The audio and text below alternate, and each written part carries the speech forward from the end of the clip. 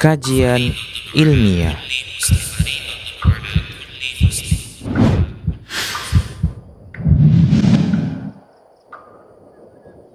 Baik, bismillahirrahmanirrahim. Assalamualaikum warahmatullahi wabarakatuh. Waalaikumsalam warahmatullahi wabarakatuh. Alhamdulillahirrabbilalamin. Wassalatu wassalamu ala rasulillah ma ba'du. Para pemirsa Rosyad TV, juga pendengar radio stream Medan Mengaji, senang sekali kita kembali di podcast spesial Kaula Muda.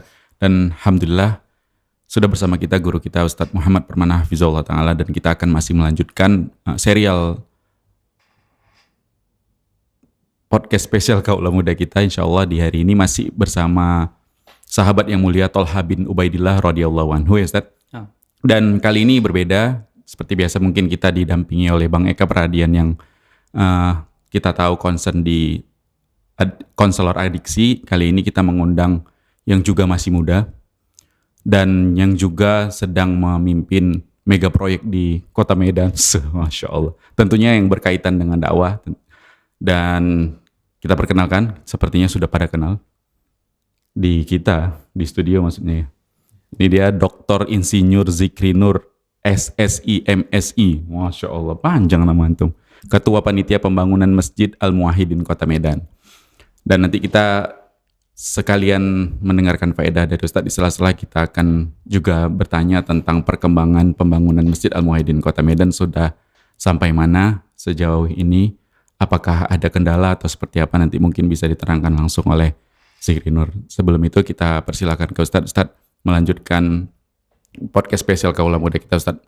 Melewati malam dengan berharta. Ini Ustadz, malamnya begadang atau gimana Ustadz, gara-gara punya harta atau tidur nyenyak atau seperti apa nih Ustadz maksudnya Ustadz? Silakan Ustadz. Fayatafadhal mashkur. Nah, baik. Bismillah. Assalamualaikum warahmatullahi wabarakatuh. Alhamdulillah wassalatu wassalamu ala Rasulillah wa alihi wa ashabihi wa man tabi'ahum bi ihsanin ila yaumiddin wa ba'du. Para pemirsa Rosyad TV yang dimuliakan oleh Allah dan para pendengar radio streaming Medan Mengaji yang dimuliakan oleh Allah Subhanahu wa taala. Pada kesempatan kali ini kita akan lanjutkan pembicaraan kita tentang sahabat yang mulia yang dijamin masuk surga, yang berjalan di muka bumi tapi sudah mendapatkan syahid disebabkan beliau membela Rasulullah SAW menjadi tameng pada saat perang Uhud, di mana kaum muslimin tengah mengalami kekacauan atau fitnah. Disebabkan sebagian dari para sahabat tidak mendengarkan nasihat dari Rasulullah SAW, terutama sahabat-sahabat yang berada di Jabal Rumat, yang mereka diperintahkan untuk tetap siaga di bukit tersebut untuk memanahi orang-orang musyrikin yang berusaha untuk melawan kaum muslimin. Qadarallahu wa masya'a fa'al. Apa yang sudah Allah Subhanahu wa taala takdirkan semuanya terjadi, dan tentunya pasti ada hikmah semua itu. Nah, kembali kepada sahabat yang mulia Tolha bin Ubaidillah, itu melewati malam dengan berharta. Apa maksudnya ini? Kita tahu bagaimana para sahabat yang mendapatkan didikan dari Nabi SAW, mendapatkan untayan-untayan hikmah, pelajaran-pelajaran yang berharga, nutrisi-nutrisi hati bagi mereka, sehingga dunia yang datang kepada mereka itu berusaha mereka untuk lari. Ya, lari dari dunia, berusaha untuk mereka tinggalkan. Namun begitu pun, setiap kali mereka lari dari dunia, namun dunia tetap mengejar. Kenapa ini bisa terjadi? Karena memang orientasinya adalah akhirat. Di mana Nabi kita SAW sendiri telah mengatakan, barang siapa yang orientasinya adalah akhirat, maka Allah Subhanahu wa taala akan mudahkan segala urusannya. Dan Allah Subhanahu wa taala akan jadikan kekayaan di dalam hatinya. Dan datang kepadanya dunia sementara dia ingin lari dari dunia. Dunia yang mengejarnya. Kalau kita mengambil pelajaran dari sini, bagaimana konsep hidup mereka yang tidak lain adalah akhirat. Sampai-sampai judul yang kita angkat kali ini adalah melewati malam dengan berharta. Maksudnya bagaimana? Tolha bin Ubaidillah disebutkan oleh Musa bin Tolha. Ini Musa ini anaknya. Ya, Musa anaknya Tolha bin Ubaidillah. Ayahnya menceritakan suatu ketika Tolha ini mendapatkan harta dari Hadramaut sebanyak 700.000. Ya, 700.000 dinar atau dirham. Kemudian ketika dia sudah mendapatkan harta yang begitu banyak, dia gelisah. Ini beda ini dengan kita ini. Ya, kita gelisah kalau seandainya di dompet ini tinggal 10.000. Ya, beliau gelisah karena apa? Karena banyak harta. Ya, banyak harta. Sampai pada akhirnya istrinya, anak dari Abu Bakar, Ummu Kulthum, ya, binti Abi Bakar As-Siddiq, melihat kegelisahan suaminya. Lalu beliau mengatakan, "Suamiku, ada apa denganmu?" Kemudian Tolha pun menceritakan kepada istrinya Ummu Kulthum, "Aku sedang berpikir, apa gerangan prasangka seorang hamba terhadap Allah Subhanahu wa Ta'ala saat melewati malam dalam keadaan berharta." Jadi apa persangkaannya kepada Allah? Dia lewati malam itu dengan berharta. Coba lihat jawaban dari seorang istri yang solehah. Ini pernah ditanya oleh salah seorang sahabat kepada Nabi SAW berkaitan tentang ya istri yang solehah itu bagaimana. Salah seorang sahabat mengatakan, "Ya Rasulullah, ayyal mali khairun nattakhidu?" Wahai Rasulullah, harta terbaik apa yang semestinya kami miliki? Maka Nabi jawab, "La yattakhidhu ahadukum qalban syakira wa lisanan dzakira wa zawjatan mu'minatan tu'inu ahadukum ala amril akhirah." Nabi SAW katakan, hendaklah kalian itu memiliki hati yang selalu bersyukur, lisan yang senantiasa berzikir, dan istri yang solehah yang membantu suaminya dalam urusan akhirat. Lihat, ketika suaminya gelisah dan kegelisahannya itu karena harta, apa sikap seorang istri yang solehah ini? Dia katakan kepada suaminya, "Kemanakah sahabat-sahabatmu? Besok pagi mintalah mangkuk-mangkuk atau piring-piring besar, lalu bagikanlah hartamu kepada mereka." Jadi istrinya itu bukan malah sudah simpan aja, beli properti ini, ya ditabung dan lain sebagainya. Beliau katakan, kumpulkan, cari teman-temanmu, cari kawan-kawanmu. Maka ketika Tolha bin Ubaidillah mendapatkan nasihat dari istrinya, beliau mengatakan, "Semoga Allah merahmatimu. Sesungguhnya kamu adalah Muwaffaqah binti Muwaffaq." Ya, Muwaffaqah ini adalah seorang wanita yang mendapatkan taufik dari Allah Subhanahu wa Ta'ala, dan anak dari Muwaffaq, yaitu Abu Bakar, yang juga mendapatkan taufik dari Allah Subhanahu wa Ta'ala. Jadi anaknya itu adalah anak yang mendapatkan taufik, dan orang tuanya juga demikian. Nah, sehingga pada keesokan paginya Tolha bin Ubaidillah pun menyiapkan mangkok-mangkok yang ada. Kemudian dia bagi-bagi kepada teman-temannya. Ya, tentunya teman-teman yang membutuhkan ini dari kalangan Muhajirin dan Ansar. Nah, lalu beliau juga mengirimkan kepada Ali nih.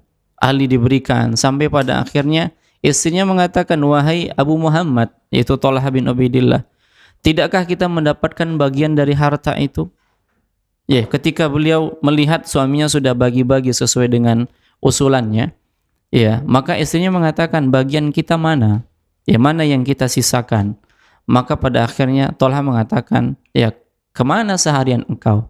Ya, tatkala Tolha membagi-bagikan harta-hartanya kepada sahabat-sahabatnya, nah beliau bertanya, di mana posisinya? Istrinya itu kemana? Tetapi memang masih ada satu tersisa. Dan beliau mengatakan, "Ya, ambillah satu kantung ini, ambillah satu wadah ini." Kemudian ternyata isi dari satu wadah itu ada 1.000 dirham. Jadi beliau membagi-bagi dengan jumlah yang banyak. Nah, sehingga hilanglah kegelisahan pada saat itu. Kenapa? Karena sudah tidak ada lagi harta yang ada di tangannya. Tapi apakah pada saat itu harta dengan dibagi-bagi habis juga? Tidak. Datang lagi harta yang lain. Makanya di awal kita katakan, orang yang orientasinya akhirat, dunia yang kejar. Tapi orang yang orientasinya dunia, dia yang mengejar dunia.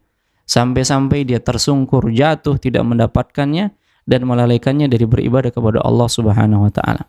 Dan beliau juga mendapatkan istri yang lain.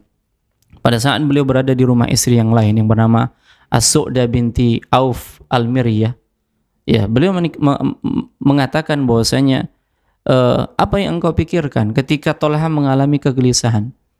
Apakah engkau mendapatkan istrimu ini seorang yang engkau sangsikan tidak baik? Maka istrinya mengatakan demikian. Maka Tolha mengatakan, tidak, sebaik-baik wanita adalah engkau. Hanya saja, ya, aku memiliki harta dan inilah yang menggelisahkanku. Maka istrinya ini juga mengatakan, panggil teman-temanmu, ya, dari kalangan sahabat Muhajirin dan Ansar, dan berikan kepada mereka. Ya, berikan kepada mereka. Ternyata, ya, dia memanggil pelayannya, kemudian pelayannya itu pun menyerahkan harta milik Tolha bin Ubaidillah. Lalu istrinya itu bertanya kepada pelayannya, berapa jumlah harta yang diberikan oleh Tolha? Maka pelayan mengatakan 400.000. Ya, 400.000 dirham atau dinar. Ini jumlah yang fantastis, ini jumlah yang banyak. Bahkan kepada seorang Arab Badui ketika datang kepadanya dan Tolha bin Ubaidillah ingin mempererat hubungan persaudaraan di antara mereka, memberikan sesuatu. Maukah engkau? Aku punya tanah. Yang tanah itu aku akan jual kepada Utsman ibnu Affan seharga 300.000. Seharga 300.000. Kalau engkau mau, ambillah. Ya, atau aku yang menjualkan kepada Utsman, kemudian harta itu yang sudah aku dapatkan lalu aku berikan kepadamu. Maka tentunya, ya, Arab Badui ini mengatakan kalau bisa yang seperti itu. Iya. Bersih. Jadi terima bersih saja, kan seperti itu. Akhirnya dilakukan, kemudian seluruhnya diberikan kepada Arab Badui ini. Sehingga Tolha bin Ubaidillah ini dikenal dengan orang yang dermawan, pemurah, dan khawatir kalau seandainya dia punya harta itu nggak habis. Nah, jadi kalau kita ambil dengan kondisi kita sekarang ini, di mana mereka gelisah karena memang ada harta pada mereka, tapi kita gelisah dengan ketidakadaan ada harta pada kita. Gimana besoknya? Ya, apa yang harus saya lakukan? Karena prinsip seorang muslim itu sebagaimana yang dikatakan oleh Nabi SAW, man asbaha minkum aminan fi sirbihi, mu'afan fi jasadihi, wa indahu qutu yaumihi, faka'annama hizat lahu dunya bihadafirih. Barang siapa yang bangun di pagi hari dalam kondisi aman pada kaumnya, sehat fisiknya, dan dia punya bahan makanan pokok untuk satu hari itu, maka seolah-olah dunia itu sudah diberikan kepadanya. Adapun besok siapa yang tahu? Gak ada yang tahu apakah dia masih punya kehidupan atau tidak. Hari ini milik kita. Artinya hari inilah bagaimana kita bisa mengumpulkan kebaikan-kebaikan yang banyak. Dan di sini ada peluang besar bagi kita untuk apa? Dengan harta yang Allah Subhanahu wa taala berikan kepada kita, maka jadikan ini sesuatu yang menjadikan kita tinggi derajat kita di sisi Allah Subhanahu wa taala. Karena Nabi kita SAW menyebutkan manusia itu ada 4. Yang pertama, yang Allah kasih ilmu dan harta. Dan ini posisi yang paling tinggi. Ya, dengan hartanya dia infakkan hartanya kemana-mana. Di jalan Allah dia berikan untuk pembangunan masjid, ya, untuk fakir miskin. Dia keluarkan zakatnya untuk orang yang meminta-minta dan seterusnya. Karena apa? Karena dia punya ilmu. Sehingga dengan posisi seperti ini kedudukannya ditinggikan oleh Allah Subhanahu wa taala. Ada yang kedua yang dia hanya diberikan ilmu, lalu dia berangan-angan, kalau saya punya harta, saya akan menjadi orang yang pertama itu. Dalam hal niat mereka sama. Dan orang yang ketiga yang hanya diberikan harta tapi tidak diberikan ilmu. Apa yang terjadi? Hartanya dia belanjakan di tempat-tempat yang tidak diridhoi oleh Allah Subhanahu wa taala. Dan lebih buruk orang yang keempat, yang tidak diberikan harta, tidak diberikan ilmu. Tapi kalau dia diberikan harta, dia pengen menjadi orang yang ketiga. Maka dalam hal niatnya sama-sama mereka buruk. Nah, demikian. Begitulah kondisi melewati malam dengan berharta. Ya, bentuknya apa? Khawatir mau kemana harta ini diinfakkan. Ya, bukan khawatir nggak punya harta, tapi khawatir mau kemana ini diinfakkan. Namun lagi-lagi di sini berkaitan dengan harta yang kita juga sudah punya pasangan misalnya, maka ya di antara keutamaannya ketika kita mendapatkan pasangan yang soleha, yang mendukung suaminya untuk melakukan ketaatan kepada Allah Subhanahu wa taala sebagaimana yang dialami oleh Thalhah bin Ubaidillah. Nah, ini segmen yang pertama yang bisa kita sampaikan. Allahu a'lam. Baik Ustaz, Masya Allah, jazakumullah khairan Ustaz. Dan kepada pemirsa Rosyad TV juga pendengar radio streaming dan mengaji yang mau bergabung di podcast spesial Kaula Muda kali ini bisa memberikan pertanyaannya melalui pesan WhatsApp atau SMS, juga bisa komentar di kolom komentar platform media sosial kita yang melakukan live streaming. Menunggu pertanyaan masuk nih, kita ke Dr. Zikri Nur dulu Ustaz. Ya. Ustaz jadinya. Zik, gimana Zik? 400.000 tadi Ustaz. 400.000 dinar atau dirham cukup tuh Itu untuk tadi pembangunan masjid. searching di sini. 1 dirham itu berapa? Ya, 1 dirham 4,25 gram emas. Oke. Ya, adapun dinar itu perak. Ya, mata uang perak. Jadi kalau 1 dinar 4,25 gram. Ya, kalau kita kalkulasikan hari ini 1 gramnya 1 juta. 4 juta. Ya, 4 setengah juta. lah ya. Ya, 4 juta setengah. Ya, dengan 700.000. Ya, dikalikan 400. 700.000. Ada yang 700 dan ada yang 400. Nah, seperti itu dia. Banyak lah itu. Cukup. 700. Selesai nih masjid. Selesai nggak masjidnya? Tapi ini uang Thalhah yang dibagi-bagi pada malam itu Zik. Masih banyak kurangnya Zik. Coba cerita dulu Zik. Oh, masih banyak. Pembangunan Masjid Al-Muwahhidin ini gimana latar belakangnya mungkin? Kenapa bisa kepikiran mau bangun Masjid Muwahhidin di Kota Medan? Masjid di Medan kan udah banyak sih. Ya. Jadi terima kasih Bang Husnul udah undang kami, undang saya terkhusus sebagai panitia pembangunan Masjid Al-Muwahhidin yang ada di Kota Medan. Jadi awal mulanya itu sebenarnya ini udah lama rencananya dari sekitar 2013 yang direncanakan oleh Ustadz Ali dan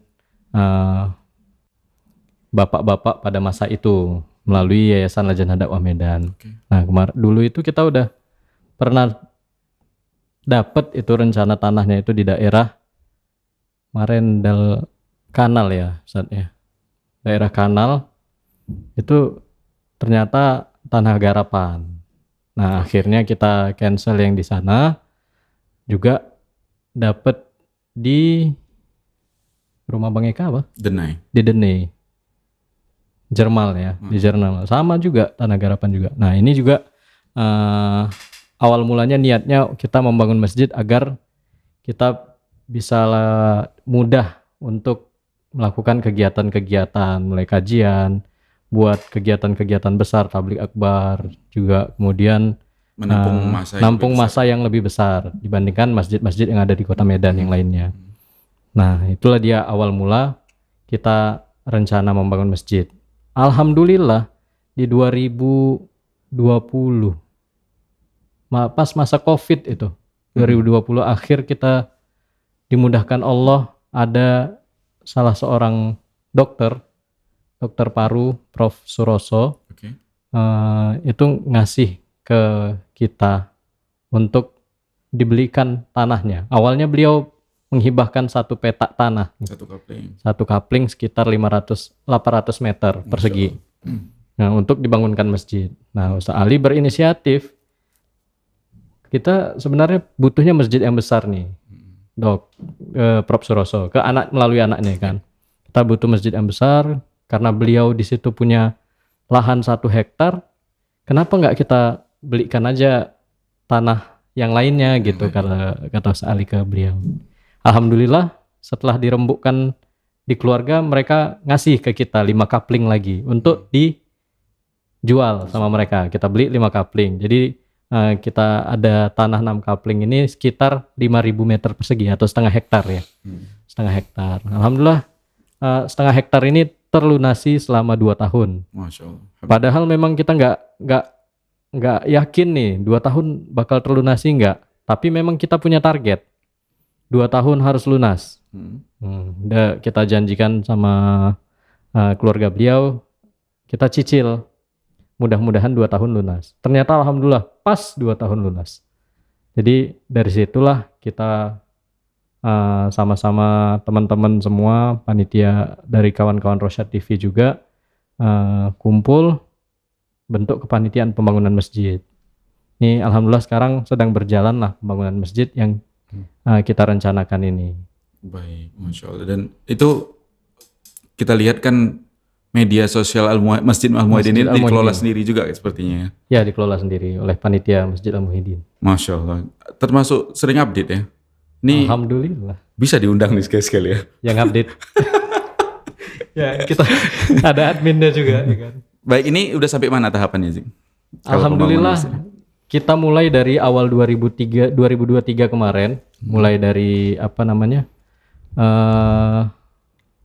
penimbunan lahan kan, karena itu daerah sawah dan rawa. Jadi kita ada penimbunan, kemudian kita juga udah bangun gudang, bangun kantor panitia buat rapat-rapat dan lain-lain. Kemudian kita masih tahap awal. Tahap awal ini kita targetnya itu udah bisa jadi masjid sementara. Masjid sementara itu sebenarnya ini tahap awalnya kita buat lahan parkir yang modelnya kayak basement tapi bukan basement. Semi basement ya. Semi basement lah kalau dibilangnya kan. Nanti mungkin arsiteknya yang lebih paham. Oke, nanti kita undang. Jadi ya. boleh diundang. Jadi yang lahan parkir inilah sementara kita rencanakan untuk sholat. Oke. Nah, kita punya target. Sebenarnya nggak kita, saya ini. Saya punya target, mudah-mudahan di tahun depan kita bisa pakai buat sholat. Tahun depan ini 2024 mas? 2024. Tadinya pengennya di Idul Fitri, tapi kayaknya soalnya kalau 1446 masih lama ya Ustaz? 14. Ini 1445. Setahun lagi kan? Baru masuk soalnya. Iya. Ya, mudah-mudahan 2024 ya? Mudah-mudahan antara 2024 atau 1446 nih, Bang. Oke. Di 2024 tapi 1446. Okay. Mudah-mudahan kita bisa pakai buat sholat, buat kajian gitu kan. Karena untuk yang lahan parkir tuh aja udah luas gitu kan. Kalau untuk lahan parkirnya aja yang udah selesai ditargetin di tahap awal, itu bisa nampung sholatnya itu, maksudnya udah bisa nampung jemaah sholat berapa orang? Kalau kira-kira itu rame juga. Rame ya. Kira-kira mungkin 600 sampai 800 jemaah lah sholat ya. Sholat ya. Tapi kalau kajian bisa berapa kali lipat karena rapat-rapat. Duduknya rapat-rapat ya. Iya. Ya gitu. Jadi sekarang ini sedang proses pembuatan pile cap, sloof sama kolom tiang-tiang ini. Jadi ada kemarin kita buka donasi itu udah terkumpul biaya bor pile udah dibuat juga, kemudian ada pile cap, ada sloof udah terkumpul, kemudian ada tiang-tiang 38 tiang ini juga udah terkumpul. Nah, kita lagi proses nih. Yang udah berdiri itu sekitar ada 9 tambah 6 15 tiang. Tiangnya udah tegak nih? Tiang udah tegak. Oh, Masya Allah. Tiangnya aja, besinya maksudnya. Tiang. Corannya belum dicor. Bertahap insya Allah. Ini sekarang kita lagi ngumpulin donasi buat balok yang di atas, penghubung antara tiang satu ke tiang. Tiang di atas untuk lantai 2-nya. Untuk masjid utamanya nanti gitu. Ya, untuk masjid utama. Karena masjid utama di lantai 2 kan nanti. Cuman sementara untuk tahap 1 ini kita supaya masjidnya cepat dimanfaatkan sama kaum muslimin, kita berdayakan yang lantai parkir ini untuk sholat dulu. Untuk masjid sementara lah. Masjid sementara. Itulah dia perkembangan pembangunan Masjid Muwahhidin. Masya Allah, jazakumullah khairan. Sekali nanti kita sambung lagi mungkin terkait Muwahhidin. Atau antum ada yang mau ditanya boleh juga ke Ustaz. Ustaz, ini tapi kita bacakan pertanyaan yang masuk dari WhatsApp-nya Medan Mengaji, Ustaz. Bismillah, mohon maaf Ustaz kalau di luar tema. Selaku orang tua ketika mendengar anaknya yang mendapat pembulian di ponpes, apakah bijak jika membawanya pulang dan dididik di rumah? Atau membiarkan dan menunggu pihak ponpes? Karena lingkungan di rumah juga tidak baik untuk anak-anak karena banyak anak-anak yang berkata kasar dan lain-lain. Mohon jawabannya. Silakan Ustaz. Baik. Pertanyaan dan kondisi-kondisi seperti ini sesuatu yang memang bagi pendidik atau yang punya lembaga pendidikan ini sudah menjadi kebiasaannya. Bully membuli seterusnya. Apalagi yang dihadapi ini di pondok pesantren, di mana seorang orang tua itu nggak memantau betul di kondisi di pesantrennya bagaimana. Apalagi kondisinya jauh. Seperti itu dia. Apakah bijak ketika orang tua langsung membawa pulang dan menghentikan pendidikannya di pondok pesantren tersebut, ini tidak bijak. Yang bijak itu bagaimana? Tabayun terlebih dahulu. Cross check dengan kondisinya bagaimana. Apakah sudah ada penanganan? Kalau yang pada akhirnya dengan sikap mohon maaf seperti ya kearogansian kita, nanti pada akhirnya kita ambil anak kita ada masalah, kemudian kita ambil pindahkan lagi, pasti ada masalah. Yang namanya pendidikan pasti ada masalah. Dan kita selaku orang yang pernah belajar juga demikian. Kita tidak akan mendapatkan teman-teman yang 100% itu semuanya baik, nggak akan bisa. Apalagi kita katakan di sini pesantren. Orang tua yang memasukkan anaknya ke pesantren, prinsipnya satu, saya pengen anak saya lebih baik dari saya. Ketika dia mencari lembaga pendidikan yang sesuai dengan keinginannya, visi dan misinya, dia akan masukkan. Nah, dan orang tua yang lain juga punya prinsip yang sama. Beberapa orang tua apakah punya pemahaman agama yang sama? Belum tentu. Ada orang tua yang punya pemahaman yang sama, dan ada orang tua yang punya pemahaman agamanya baik, sehingga dia ajarkan anaknya itu sebelum masuk pesantren, pendidikan agama, adab dan lain sebagainya. Ada orang tua memang karena dengan segala kesibukannya dan dia nggak bisa mendidik anaknya, dia serahkan kepada pondok pesantren atau sekolah-sekolah full day misalnya. Sehingga masuklah di sekolah itu dengan beraneka ragamnya kondisi anak-anak. Ada yang baik dan ada yang buruk, kan seperti itu dia. Nah makanya ya manajemen sekolah dengan orang tua itu prinsipnya apa? Prinsipnya seperti ini, bekerja sama. Tapi kalau orang tua hanya seperti ini, nampung, minta hasil saja, ini nggak bisa. Ya, segala sesuatunya kami serahkan kepada pondok pesantren. Ya bagaimananya, orang tua harus ikut. Dalam hal mendidik anak, itu anak orang tua, itu anak dia. Bukan anak si ustadz atau ustazahnya. Ya, kalau di pondok itu anak muridnya. Nah, kalau di rumah itu anaknya sendiri, seperti itu dia. Jadi, bagaimana yang bisa dilakukan oleh orang tua? Silakan mereka komunikasi dengan pihak manajemen sekolah, apa yang terjadi. Ya, disingkap. Ya, apa yang terjadi di pondok pesantren, bully-membuli ini bagaimana? Apa reaksi dari sekolah? Apakah sudah ada penanganan? Sehingga ada kesempatan bagi sekolah untuk apa? Memperbaikinya. Ya, dan si anak tidak buru-buru langsung pindah. Dimanapun dia akan dididik, dia akan mendapatkan hal yang sama. Nah, kecuali dia melalui pendidikan hanya di rumah saja, homeschooling, yang mengajari orang yang datang ke rumah. Tentunya semua pendidikan ini punya plus minus. Yang dia full day, yang dia boarding, yang dia homeschooling, yang dia kelas reguler, non formal, formal, semuanya ada plus minusnya. Tergantung bagaimana orang tua. Tapi yang jelas prinsipnya adalah bagaimana anak kita itu mendapatkan keamanan. Karena sejatinya pihak manajemen, musyrifahnya, guru-gurunya itu nggak akan bisa mengawasi anaknya 24 jam. Nggak akan bisa. Lalu siapa yang akan menjaga anaknya? Kalau ternyata dari pihak manajemen, dari pihak ma'had, pondok pesantren tidak bisa menjaga anaknya 24 jam, maka disinilah kontribusi orang tua. Apa kontribusinya? Dan ini sering saya sampaikan. Kontribusinya di dalam menjaga anaknya adalah dengan menjaga batasan-batasan Allah Subhanahu wa taala. Nabi SAW pernah menyampaikan nasihat kepada Ibnu Abbas. Apa kata Nabi SAW? Ya gulam, inni u'allimuka bikalimatin. Wahai anak, aku ingin mengajarkan kepadamu beberapa kalimat. Ihfadillah yahfadka. Jagalah Allah, niscaya Allah akan menjagamu. Ibnu Rajab Al-Hambali mengatakan, apa yang dimaksud dengan menjaga di sini? Jagalah Allah, niscaya Allah akan menjagamu. Maksud jagalah Allah adalah jaga batasan Allah. Jaga syariat Allah. Jaga hukum halal haramnya. Jaga yang dibolehkan atau yang dilarang. Tauhid dan syiriknya, sunnah dan bid'ahnya. Lalu apa balasannya? Allah akan menjagamu. Bukan hanya saja kita yang dijaga, bukan hanya harta kita yang dijaga, tapi keluarga kita juga akan dijaga oleh Allah Subhanahu wa taala. Istri kita, anak kita. Begitu juga dengan seorang istri, ketika dia menjaga batasan Allah, Allah akan jaga suaminya. Suami yang menjaga batasan Allah, Allah akan jaga istri dan anak-anaknya. Tanpa kita bisa memantau 24 jam, lalu kita serahkan penjagaannya kepada Allah. Dengan cara apa? Jaga batasan Allah. Mana yang kita lakukan, mana yang Allah perintahkan, dan mana yang Allah larang, itu yang kita laksanakan. Sehingga Allah akan menjaga keturunan kita.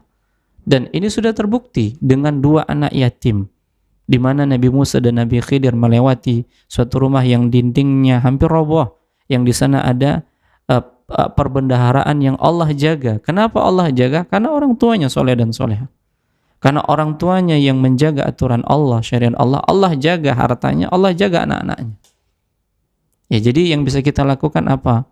Cross check, tabayun dengan pihak manajemen. Apa yang terjadi di pondok pesantren? Sudahkah yang seperti ini ditangani? Sudahkah keluhan-keluhan yang terjadi pada anak-anak ini direspon dengan baik? Seperti itu dia. Sehingga ada kebijakan yang akan dilakukan oleh pihak manajemen sekolah. Kemanapun kita akan menyekolahkan anak kita tetap akan sama. Ya, tetap akan sama. Dan yakinlah orang tua itu jangan memberikan pendidikan 100%-nya kepada pihak sekolah. Kenapa? Dia akan kembali ke orang tuanya. Semisal ketika anak yang dia dipondokkan, dia akan mengalami masanya pulang ke rumah ini. Misal pulang ke rumah Sabtu Ahad atau Kamis Jumat. Dan dia akan mengalami kondisi lingkungan yang lain di rumah. Apakah orang tua sanggup melindungi anaknya? Tadi dikatakan juga lingkungannya juga nggak mendukung. Nah, itu 1 hari.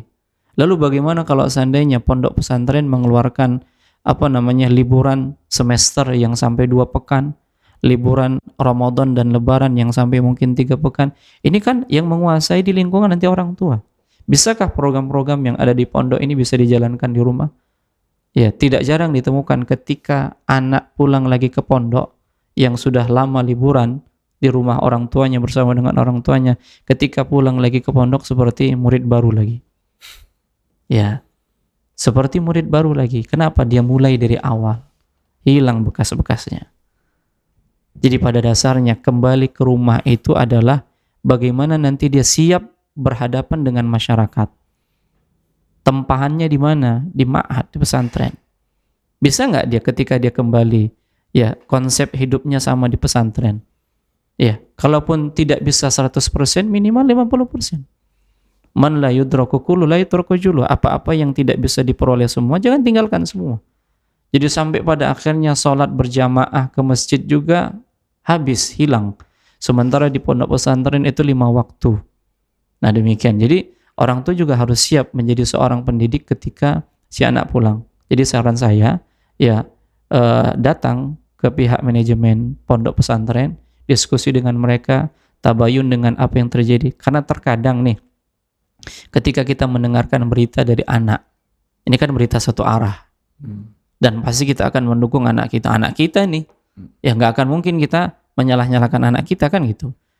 Kalau mungkin dulu iya, yang ketika kita pulang-pulang dipukuli, siapa yang dimarahi? Kita yang dimarahi. Iya, dulu. Kalau sekarang nggak bisa.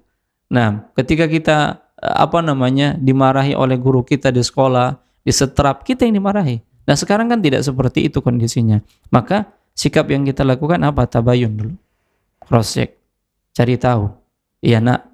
Ya kalau memang seperti itu kondisinya, ya kita dengarkan keluhan-keluhannya, baru kita datang, ya kita tanyakan, benar nggak yang disampaikan. Nah, ini sikap bijak, bukan langsung menghukum, ya Ustadz tolong buatkan surat pindah. Ini bukan kebijakan, ya bukan bijaksana seperti ini. Tapi dengan datang, diskusi, cari solusi, supaya si anak itu betah, dan dia bersabar dengan kondisi seperti itu. Kita sebagai orang tua, apalagi di pondok pesantren, yang kita tahu sekarang pendidikan itu ketika di luar, yang pulang hari dengan segala konsekuensinya, kawan-kawannya, kemudian alat komunikasinya, yang terkadang orang tua sendiri tidak terkontrol mengawasi anak-anaknya, maka lebih tepat nih, di saat sekarang ini lebih tepat konsepnya seperti itu, dengan lingkungannya yang memang membatasi hanya belajar, menghafal, ya membaca Quran, sholat, dan seterusnya. Ya walaupun tidak tertutup kemungkinan adanya di sana ada kekerasan, tapi bagaimana caranya meminimalisir, menyelesaikan masalah-masalah seperti ini. Karena dimanapun pasti ada masalah. Mau dia full day, mau dia boarding, mau dia homeschooling, pasti akan ada masalah-masalah dalam pendidikan. Nah, demikian, Allah alam. Baik Ustaz, jazakumullah khairan Ustaz atas jawabannya Ustaz. Kembali ke tema tadi Ustaz.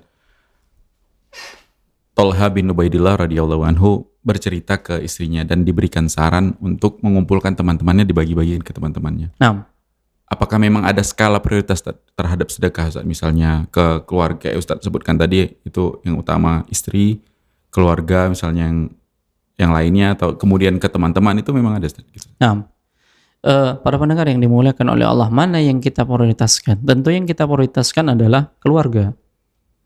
Apabila kita sebagai seorang suami, siapa yang lebih kita dahulukan? Istri dan anak-anak kita, baru orang tua kita. Iya, baru orang tua kita. Kenapa? Karena prinsipnya kita adalah ar-rijal. Ar-rijal qawwamuna 'alan nisa. Dan qawwam di sini punya banyak makna. Yang dia memperhatikan bagaimana kondisi istri dan anak-anaknya.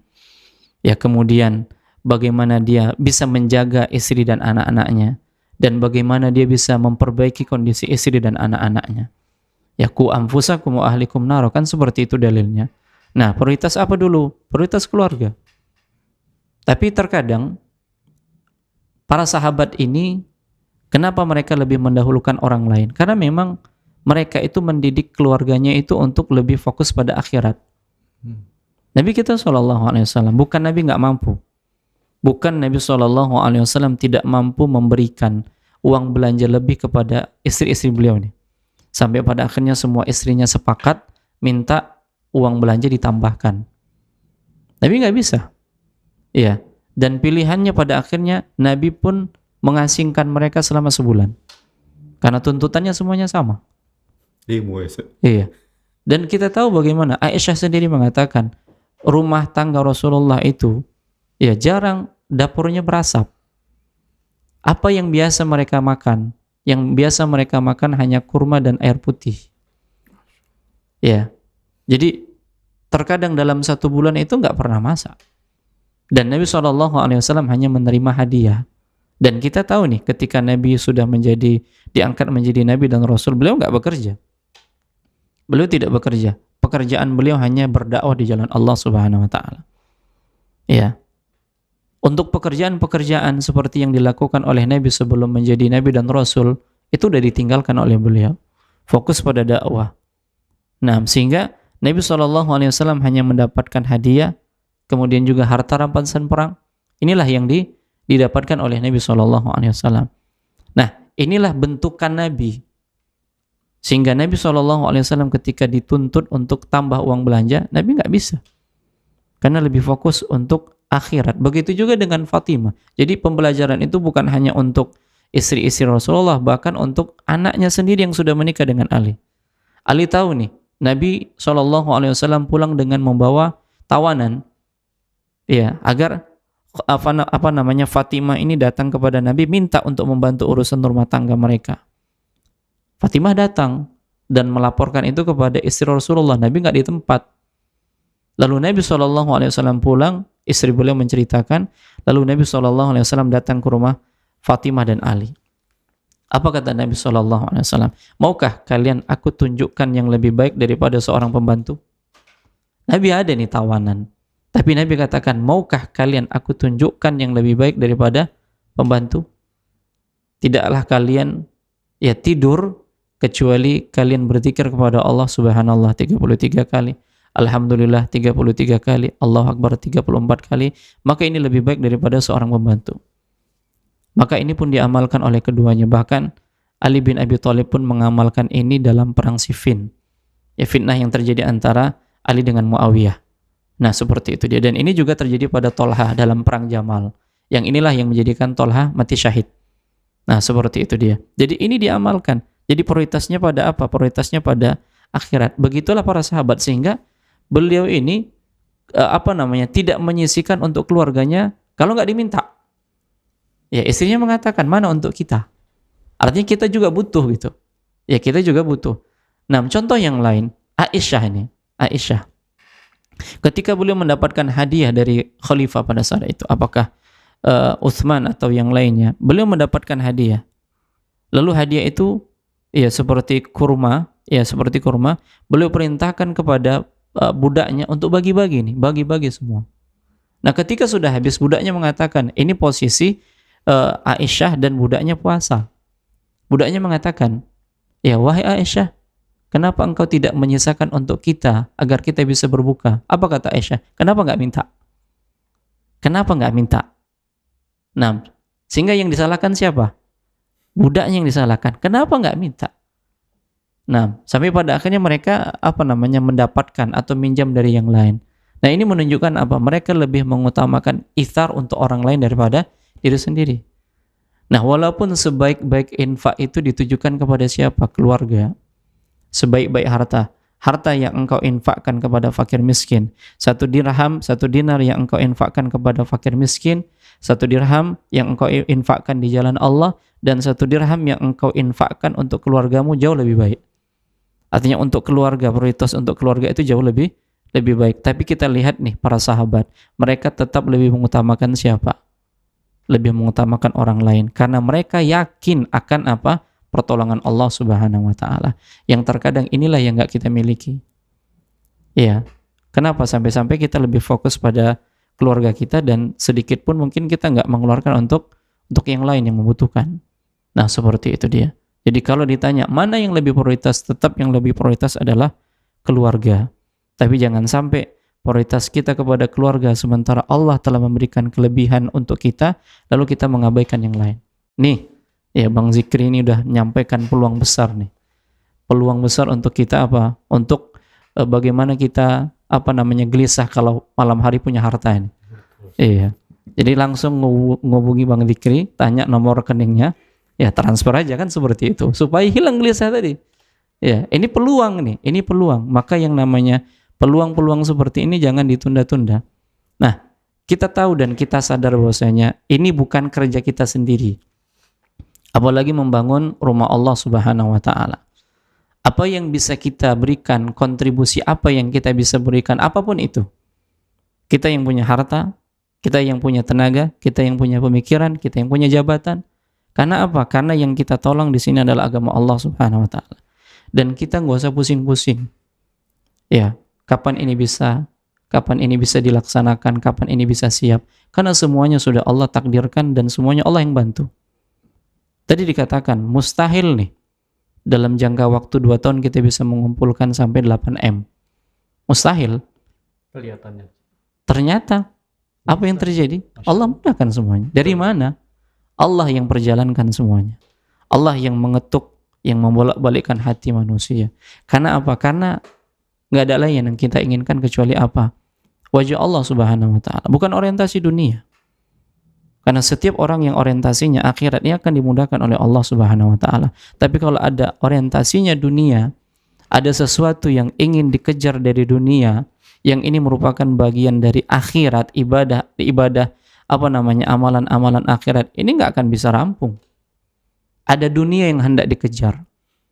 Ya, ada materi, ada jabatan, ada sanjungan, pujian yang ini dikejar, ini sulit untuk menegakkannya. Kenapa? Karena yang akan mau dibangun ini rumah Allah. Ya, bukan rumah kita pribadi. Ya. Sehingga apa? Sehingga kita hanya jalan saja, panitia hanya menjalankan. Ya.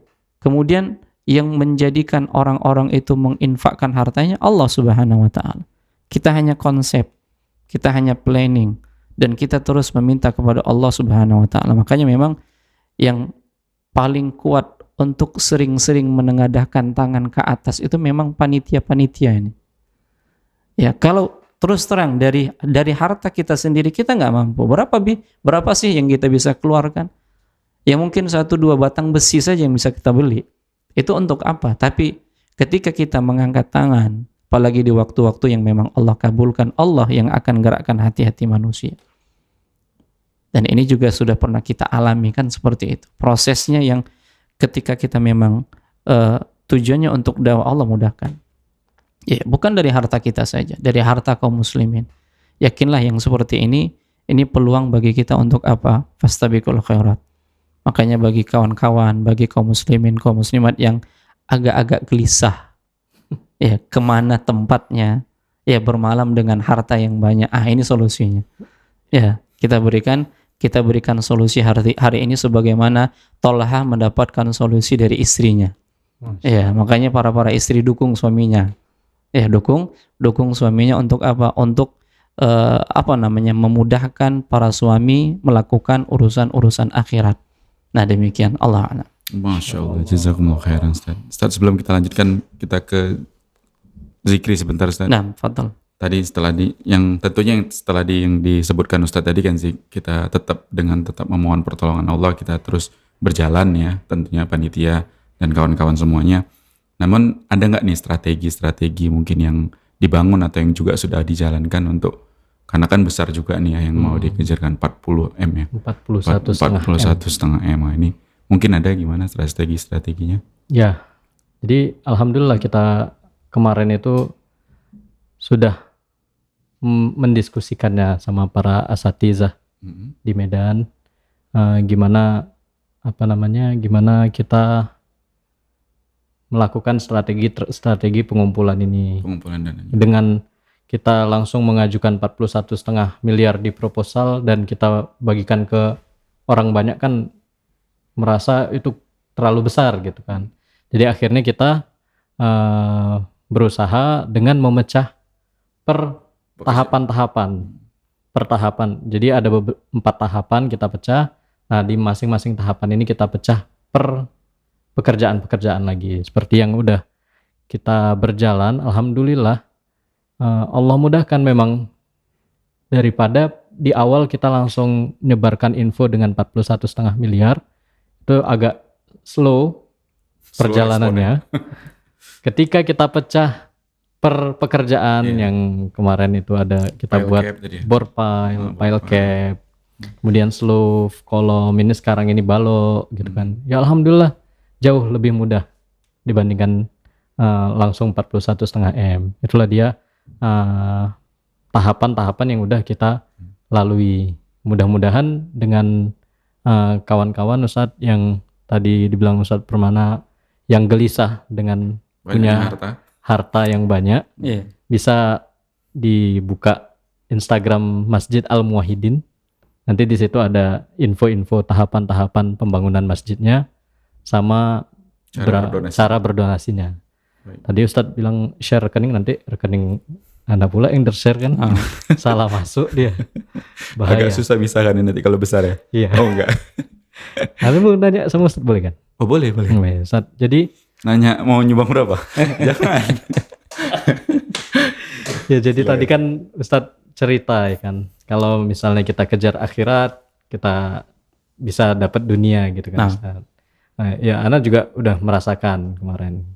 Sebelum ya sekarang inilah banyak banyak jabatan-jabatan yang didudukin gitu kan. Sebelumnya nggak ada ngejar apa-apa sama sekali. Alhamdulillah dapatlah jabatan-jabatan ini. Ternyata setelah dapat jabatan ini mulai gelisah. Apa jabatan bisa disumbangkan juga? Gimana saat ngatasi? Tunjapnya ada nggak? Tunjangannya kesini aja. Inilah dia permasalahannya saat ketika kita udah dapet sesuatu yang dunia ini, memang jadi orientasinya itu udah nggak ke akhirat lagi kadang-kadang saat. Walaupun juga pas buka Instagram ngelihat gambar kain kafan langsung teringat lagi akhirat gitu kan saat. Yeah. Nah itu gimana lah saat, mana tahu ada solusi dari antum saat supaya kita nggak berpikiran orientasi dunia nih saat. Kembali lagi kepada hadis yang tadi sudah kita sampaikan, mangkanatil akhirah hammah, barang siapa yang orientasinya adalah akhirat, jama Allah syamlahu, Allah akan mudahkan segala urusannya. Artinya selagi kita yang bukan minta jabatan, kita nggak minta jabatan, tapi Allah datangkan. Ada orang-orang yang melihat kita amanah, mungkin ini kepercayaan, ini amanah, karena amanah itu sesuatu yang langka hari ini. Nah, dan kita melihat ini peluang untuk apa? Kebaikan bagi akhirat kita. Kita tidak meminta, tapi orang memberikan. Orang mempercayakan kepada kita, seperti itu dia. Maka kembali kepada orientasi ini akhirat, ada tidak orientasi akhiratnya? Kalau ternyata ada orientasi akhiratnya, bismillah jalan. Adakah kemaslahatan bagi orang banyak ketika kita menjabat? Lagi-lagi ke hadis Nabi, khairun nas anfa'uhum linnas. sebaik-baik manusia yang bisa bermanfaat bagi manusia yang lain. Artinya jabatan yang kita punya ini ada nggak manfaat maslahat bagi orang lain? Ya, apakah maslahat dunia maupun maslahat akhirat? Kalau ternyata nggak ada yang menyibukkan kita pada akhirnya dengan ini, meninggalkan kita dari akhirat kita, ya kita turunkan jabatan kita berikan kepada orang yang mampu menjalankannya. Seperti itu dia. Tapi kalau kita punya prinsip, dan kita yang lebih tahu nih maslahat dan mafsadatnya apa, ketika kita diberikan jabatan seperti ini, yang kita nggak minta, lagi-lagi saya katakan kita nggak minta, yang kita tidak minta, maka Allah akan mudahkan. Nah, ada, ya kita katakan salah seorang profesor lah, yang dia nggak minta, yang dia tidak minta, sampai pada akhirnya dia mendapatkan jabatan. Ketika masa jabatannya berakhir, dia nggak terlalu berambisi untuk mengejarnya lagi. Ya dia hilangkan, dia tinggalkan, walaupun dia tidak menjabat lagi, tapi setelah dia tidak menjabat lagi, waktunya habis dia gunakan apa? Untuk menuntut ilmu. Fokus, tenang, lebih tenang lagi. Walaupun mungkin dari sisi dunia dia tidak mendapatkan lagi, tapi dari sisi ketenangan batin, waktu yang lapang untuk belajar agama. Nah seperti itu. Jadi ini kembali kepada antum nih. Kira-kira mana maslahat mafsadatnya? Nah, kalau ternyata terlalu mafsadat, banyak kemudaratan yang didapatkan dan pada akhirnya kita lalai dari akhirat, tidak mengapa, masa jabatan berakhir sudah. Kalaupun ada yang ingin menduduki jabatan kita, silahkan. Karena memang pada dasarnya kita bukan orientasi untuk dunia. Ya, artinya dimanapun kita berada, ada kemanfaatan yang bisa kita berikan, walaupun hanya sebatas kita hanya bisa mengajar saja, hanya bisa membimbing saja, tidak punya jabatan seperti itu, dan menjadikan hati kita lebih tenang dan kita lebih bisa fokus ibadah, ya silahkan seperti itu. Tapi kalau memang jabatan itu bisa memberikan maslahat bagi orang banyak, maka silahkan. Allah akan mudahkan, karena orientasinya adalah akhirat. Ya, jam Allah syamlahu, Allah akan mudahkan segala urusannya. Tapi kalau orientasinya dunia, farraqallahu syamlahu, Allah cerai-beraikan urusannya. Sehingga apa? Satu masalah nggak selesai-selesai, datang masalah lagi. Akhirnya kemana nih pembangunan masjid kita ini? Ya ternyata sibuk dengan urusan yang lain, terbengkalai ini. Tapi kalau alhamdulillah ini selesai, kita dikasih jabatan ini untuk ngurus pembangunan masjid, kemudian untuk kampus juga selesai, alhamdulillah, artinya Allah mudahkan nih. Ya, kita juga bisa sholat dengan berjamaah, nggak ada masalah, alhamdulillah. Jadi kembali kepada kita yang lebih tahu nih mana maslahat dan mafsadatnya. Nah demikian, Allah alam. Baik, Masya Allah. Ini kalau gara-gara podcast ini Zikri mundur dari panitia, anak yang dikejar-kejar ini Ustaz sama kawan-kawan. Jangan ada berpikiran gitu ya Zik. Baik Ustaz, nih karena kita qadarullah nggak terasa udah di penghujung acara Ustaz, mungkin satu pertanyaan Ustaz sebelum nanti Ustaz tutup. Nah, fadhal.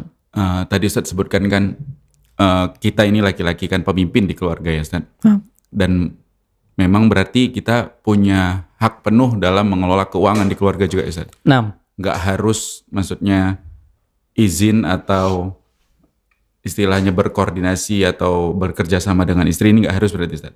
Nah, kemudian ketika memang si pemimpin ini atau laki-laki ini bebas atau dibilang mempunyai hak penuh dalam mengelola keuangan di keluarganya, apakah dia menginfakkan kemana aja juga bebas tanpa dimintai izin dari istri, atau tetap terikat dengan syarat tadi Ustaz? Dia harus tetap udah memenuhi kebutuhan anak-anak dan istrinya dulu gitu Ustaz. Itu seperti apa Ustaz? Kita kembali ke rumah tangga kayaknya nih. Masalah rumah tangga. Tadi kan karena ingin dibahas. Oh iya. Tolha minta izin Ustaz. Minta saran dari istrinya. Nah, terkait dengan muamalah keluarga ya, muamalah rumah tangga. Tadi kita katakan bahwasanya penafsiran penjelasan para ulama berkaitan tentang firman Allah surat An-Nisa ayat yang ke-34, ar-rijal qawwam. Ya, pemimpin. Pemimpin itu maksudnya apa? Ya, pemimpin di antara pengertiannya adalah maknanya ar-riayah. Dia perhatian.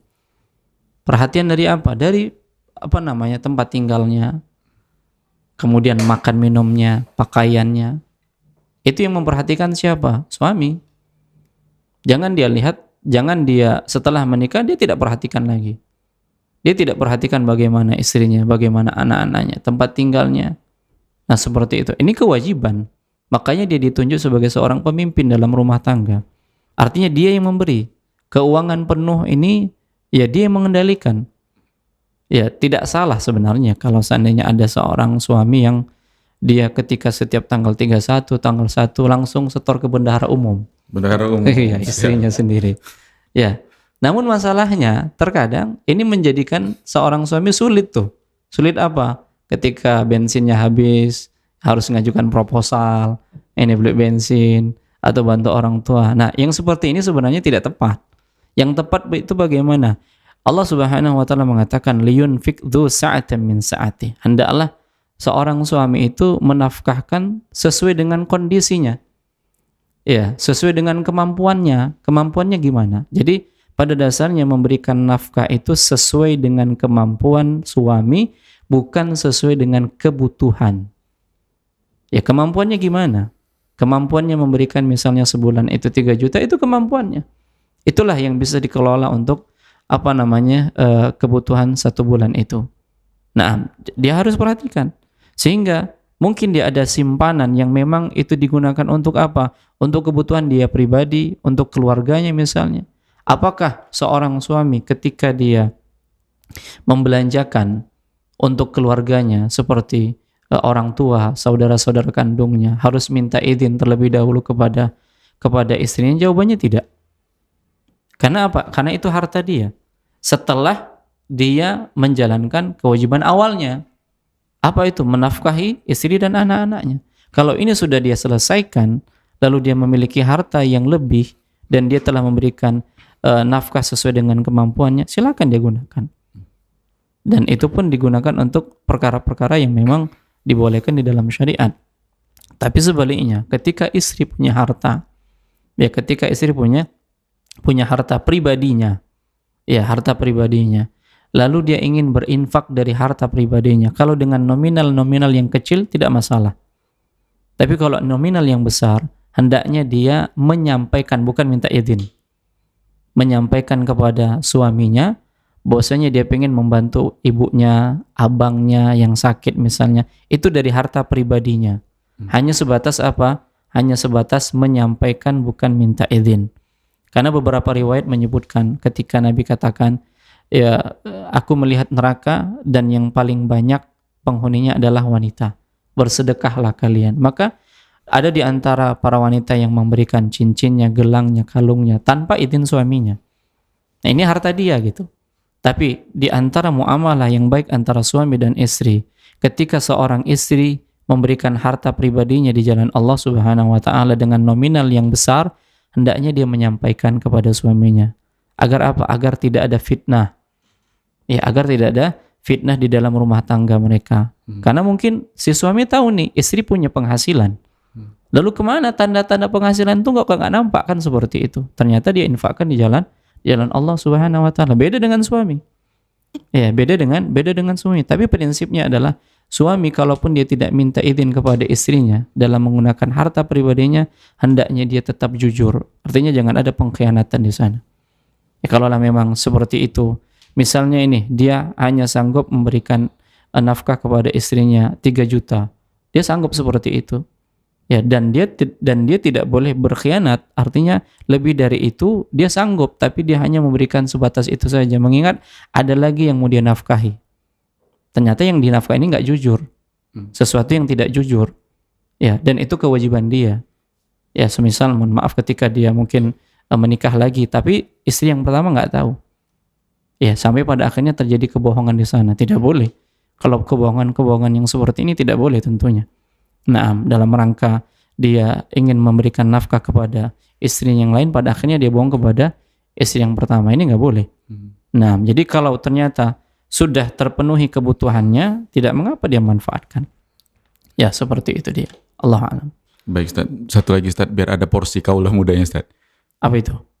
Kalau misalnya kaulah muda kita ini yang biasanya masih mungkin diberikan porsi uang jajan dari orang tuanya gitu Ustaz. Nah, dia tetap harus memberitahu atau menyampaikan ketika dia tetap nggak minta porsi tambahan, tapi yang udah dikasih itu jatah bulanan misalnya dari orang tuanya itu dihemat-hematkannya, kemudian dia supaya bisa mungkin kayak tadi berinfak ke membantu pembangunan Masjid Al-Muwahhidin gitu. Iya, Setiap bulannya bisa, kan ada seruan muwahhid ya, yang setiap bulan bisa dipotong langsung dari auto debit ya. Auto debit. Auto debit seperti itu misalnya diporsikan misalnya, itu kan nggak ada minimal ya Zik? Nggak ada. Bisa 20.000, bisa 50. Ini tetap dia harus menyampaikan ke orang tuanya dulu, anak-anak muda kita ini, atau boleh langsung aja Zat, karena nggak ada minta tambahan gitu kan, memang itu jatah yang memang diberikan oleh orang tuanya setiap bulannya gitu. Nah, apakah seorang anak harus mempertanggungjawabkan adanya pelaporan kepada orang tua dari uang jajan lah kita katakan, uang bulanan yang diberikan orang tua? Kalau ternyata itu uang bulanan wajib, artinya yang harus diberikan kepada sekolah, ini bentuknya laporan. Laporannya apa, ini buktinya? Ya supaya dikatakan anak itu jujur.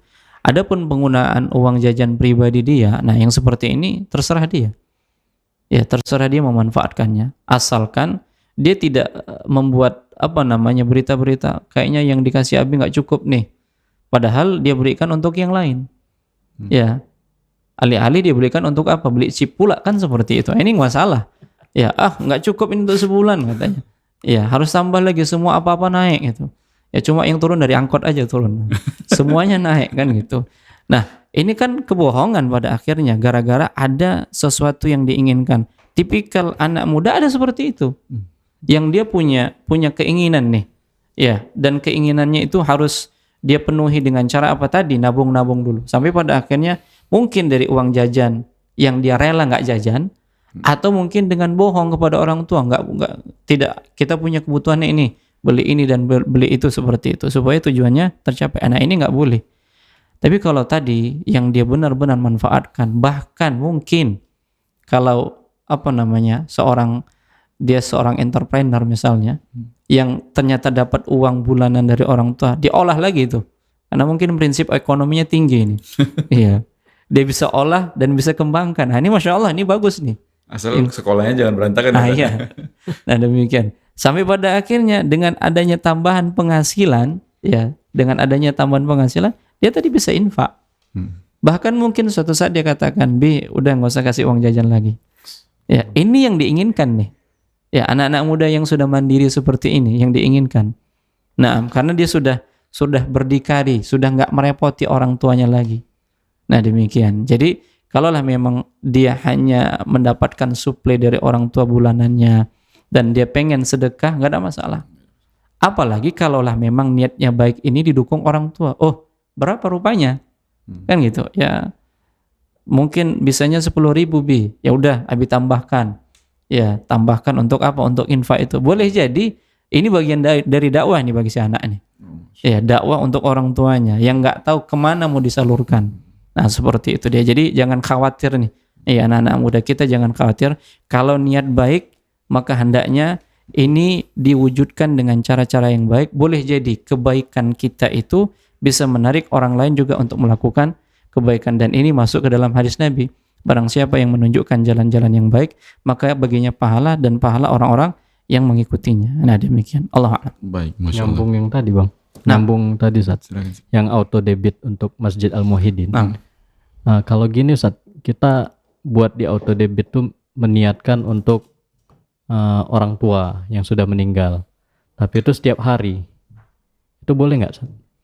Nah, apakah ini boleh setiap hari dilakukan? Masya Allah, ini kebaikan. Dan ini bagian dari birrul walidain. Nah, jadi si anak menginginkan kebaikan untuk orang tuanya. Karena Nabi SAW mengatakan apabila anak Adam meninggal dunia maka terputuslah amalannya. Artinya dia nggak bisa beramal lagi nih. Kecuali 3 hal. Salah satunya adalah doa anak yang soleh. Dan doa dijelaskan oleh para ulama itu doa masalah dan doa ibadah. Infak masuk bagian doa ibadah. Yang sampai kepada orang tuanya sampai. Jadi kalau niatannya infak auto debit tadi setiap harinya 10.000 misalnya seperti itu, maka ini sampai untuk orang tuanya. Apakah ini kebaikan? Ini kebaikan dan ini birrul walidain. Walaupun nilainya kecil saat. Walaupun nilainya kecil. Jadi jangan lihat dari kecilnya nilai, tapi keikhlasan, apalagi yang dilakukan rutin nih. Ya, karena Nabi SAW mengatakan ayul a'mali afdal, pernah ditanya oleh Nabi, amalan apa yang paling utama? Adwamuha wa in qalla. Berkesinambungan walaupun sedikit. Ya, yang sifat berkesinambungan ini kan sulit untuk eksis dia. Sulit untuk istiqomah. Tapi ternyata itulah yang baik. Walaupun hanya 10.000 setiap hari, bahkan mungkin 1.000 setiap hari. Ya, dan ini bagian dari kebaikan, insya Allah. Masya Allah. Baik, jazakumullah khairan Ustaz. Langsung aja Ustaz, mungkin Ustaz closing kesimpulan Ustaz untuk podcast spesial Kaulah Muda kali ini. Nah, para pendengar yang dimuliakan oleh Allah, Allah Subhanahu wa taala mengingatkan kepada kita berkaitan tentang ayat-ayat kebaikan. Dan ayat-ayat kebaikan itu rata-rata memerintahkan kita untuk bersegera, bukan jalan santai. Ya, fastabiqul khairat. Ya, berlomba-lombalah mengejar kebaikan. Wasari'u ila maghfiratin min rabbikum. Dan bersegeralah engkau mencari ya ampunan dan surganya Allah Subhanahu wa taala, bukan berjalan.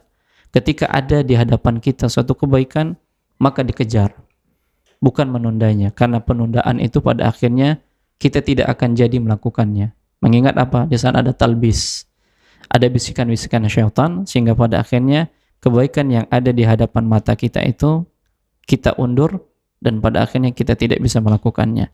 Thalha bin Ubaidillah sebagai contoh pada podcast kita kali ini, pelajaran yang kita bisa ambil, adanya dukungan orang-orang sekitar, terutama dukungan dari pendamping hidup, itu pasangan, dan ini sangat dibutuhkan.